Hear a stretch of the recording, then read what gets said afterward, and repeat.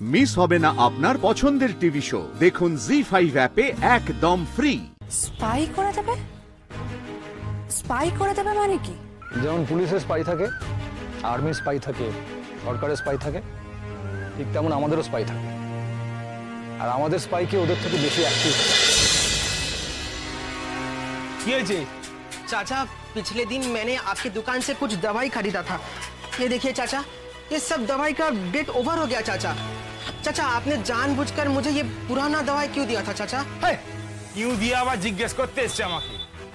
যা দিয়েছি বেশ করেছি, যা দিয়েছি ব্যাগে ঢোকা, ব্যাগে ঢুকিয়ে চলবে না কেন থেকে? তোদের আবার কি ওষুধ লাগে রে? হাসপাতাল চিবোবি, ছেড়ে যাবি, চলবে? ठीक है चाचा, ठीक है। তুই বাইরে একটু পাহারা দে। হাসপাতাল সেগুলোর জ্ঞানটা কে দিচ্ছিল? হ্যাঁ বল। না না স্যার, স্যার ভুল হয়ে গেছে স্যার। এই কাকে ফোন করছিস? দাও ফোন। তোকে 10 মিনিট টাইম দিচ্ছি। এক্সপায়ার করার যা যা ওষুধ আছে সব এই ব্যাগটার মধ্যে তুলে দে, তাহলে কিন্তু তোর খবর আছে। চল তাড়াতাড়ি কর। এক্ষুনি দিচ্ছি স্যার। ঠিক বাইরেটা খবর রাখবি, তাড়াতাড়ি কর। আর এটা ধর, এই লিস্টে যা ওষুধ আছে দিয়ে দে। দিচ্ছি স্যার। তাড়াতাড়ি কর।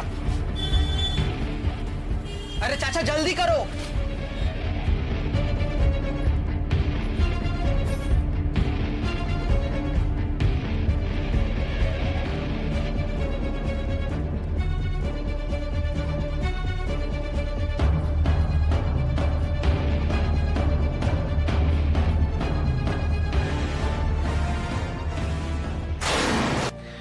অ্যানিমিয়া তো শহরের বড় লোকদের বউদের হয়।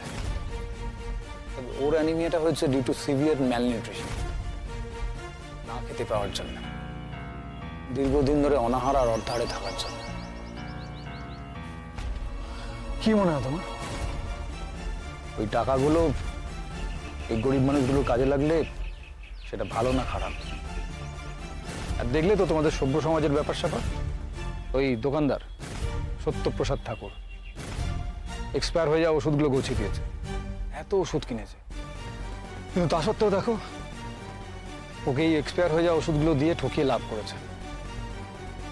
আর এটাই এই যুগের মন্ত্র, লাভ করা, শুধুমাত্র লাভ করা, সেটা যেভাবেই হোক।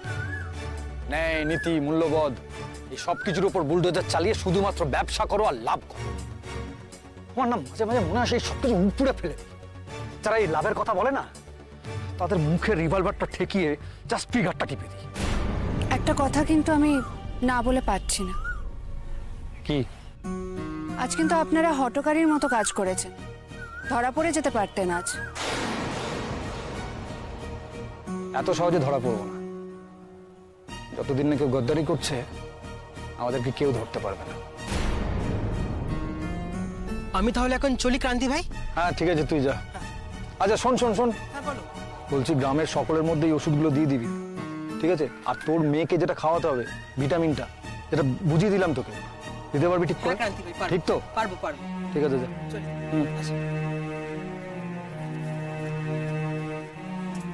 তুমি কতদূর পড়াশোনা করেছো?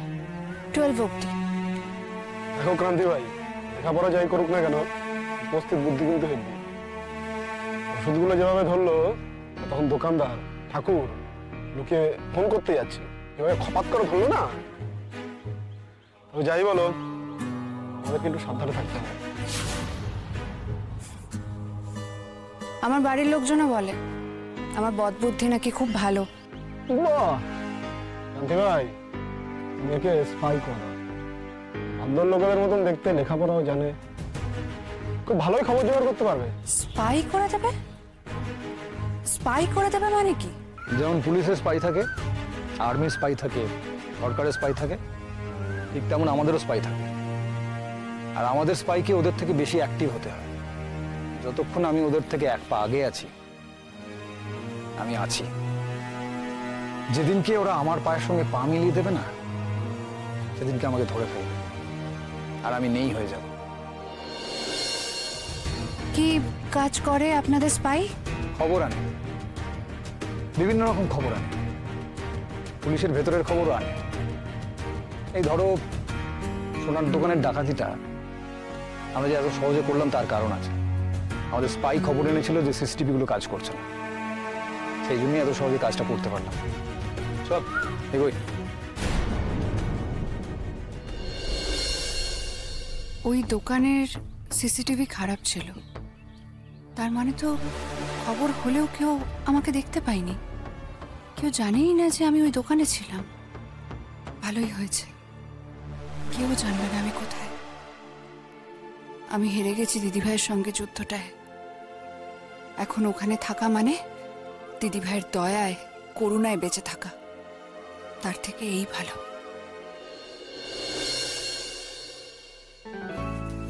বলছি তুমি ওপরে শোও না, আমি নিচে শুয়ে পড়ছি, আমার অসুবিধা নেই। পারবে না, অভ্যেস ছাড়া এসব হয় না, ঘুমিয়ে পড়ো। উফ বাবা, কি মশা গো তোমাদের এখানে, কি করে ঘুমো তোমরা কে জানে। প্রথম প্রথম একটু কষ্ট হবে, তারপর সব শুয়ে যাবে। তাছাড়া তখন তো তোমাকে আমি বললাম মশারিটা খাটিয়ে নাও, চাদরটা গায়ে নাও, তুমিই তো বললে গরম লাগছে, আমার এসব অভ্যেস নেই, দম বন্ধ লাগবে।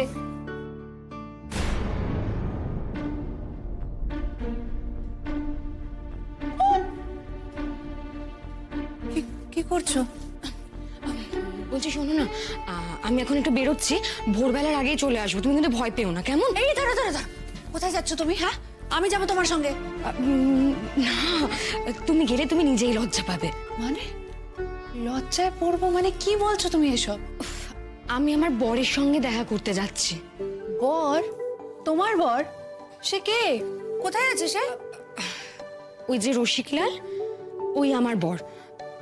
এখনো আমাকে ডাকছে, বুঝলে তো। আজকে তো বাইরে বেশ চাঁদনি রাত, আমার মনে হয় ওরা আমাকে দেখার জন্য মন কেমন করছে, আমাকে কাছে চাইছে।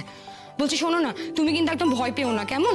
আর এদিকে সেরকম জানোয়ার টানোয়ার আসার কোনো ভয় নেই, আর আমি চলে গেলে কিন্তু দৌড়টা দিয়ে দেবে। তাড়াতাড়ি করো, এসো এসো, দৌড়টা আটকে দাও, আমি গেলাম। আরে আরে কি অদ্ভুত! হ্যাঁ, গরম বাবারে, এই গরমের মধ্যে আমি কি করে ঘুমাবো? অদ্ভুত, বাইরে কি সুন্দর হাওয়া, কিন্তু হাওয়াটা ঘরের মধ্যে আসছে না। আমি বাইরে যাব, বাইরে গিয়ে একটু হাওয়া খেয়ে আসি। ওরা কেউ দেখে ফেলবে না তো? না না, দেখবে কেন? মন্দিরা তো ওই দিকে গেল, আমি অন্যদিকে চলে যাব, কেউ দেখবে না আমাকে। যা গরম, আমি যাই বরং বাইরে গিয়ে একটু হাওয়া খেয়ে আসি।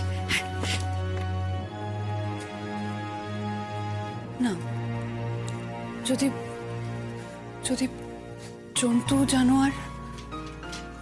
জানোয়ার থাকে জঙ্গলে, হ্যাঁ এভাবে তো জঙ্গলে আগে কখনো বেরোয়নি, যদি জন্তু জানোয়ার, কি হবে তখন? আচ্ছা, আমি এত ভয় কেন পাচ্ছি? হ্যাঁ, আমি এত দূর অব্দি চলে এলাম, এরকম একটা অদ্ভুত জীবনে ঢুকে গেছি, আর আমি জন্তু জানোয়ার নিয়ে ভাবছি, ভয় পাচ্ছি। কিচ্ছু হবে না। জি5 ডাউনলোড করুন আর সব এপিসোড দেখুন একদম ফ্রি।